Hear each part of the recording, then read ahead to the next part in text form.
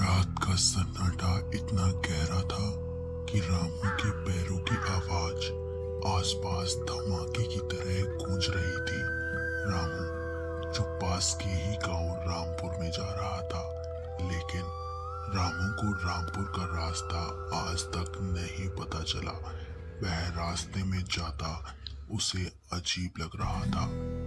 जैसे जैसे रामू अपना कदम आगे बढ़ा रहा था, जंगल का रास्ता और ज्यादा खतरनाक होता जा रहा था। वह अपना डर भगाने के लिए खुद से ही बड़बड़ाने लगा। पता नहीं यह रामपुर कितनी ज्यादा दूर है। इस जंगल का सन्नाटा तो ऐसा लग रहा है जैसे मुझे खाने को दौड़ रहा हो। रामू बस इतना जानता था कि इस दिशा में ही कहीं रामपुर पड़ता है। आगे एक बहुत बड़ा मुर्दाघर था। रामू उसकी सच्चाई को नहीं जानता था। मुर्दाघर आने के बाद सड़क और ज्यादा भयानक होती जा रही थी। रामू डर के मारे सहम सा गया था।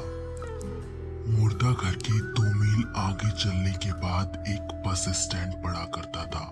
वहां एक दादा जो साफ सफाई का काम करते, वह आज घर नहीं गए थे।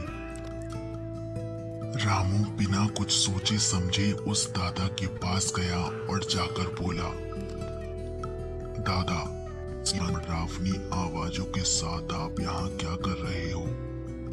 बेटा, क्या तुम उस मुर्दाघर के रास्ते से यहाँ तक पहुँचे हो? अगर तुम नहीं जानते, तुम इस इलाके में नए हो, इसीलिए तुम यहाँ तक पहुँच गए। इतनी रात को आज तक कोई उस इलाके से नहीं निकलता है।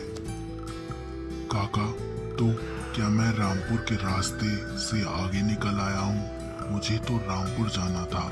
क्या वो रास्ता? हाँ बेटा, तुम रामपुर के रास्ते से आगे निकल आए हो। उस मुर्दाघर की दीवार के पीछे एक रास्ता जाता है जो रामपुर जाकर लगता है। क्या काका, उस मुर्दाघर? वह तो बहुत ज्यादा डरावना सा लग रहा था। लेकिन रामू को बहुत जरूरी काम था। वह उसी रास्ते से जाने को तैयार हो गया। आवाजें, सन्नाटा और मुसाफिर, तुम इस रास्ते से कहाँ जा रहे हो?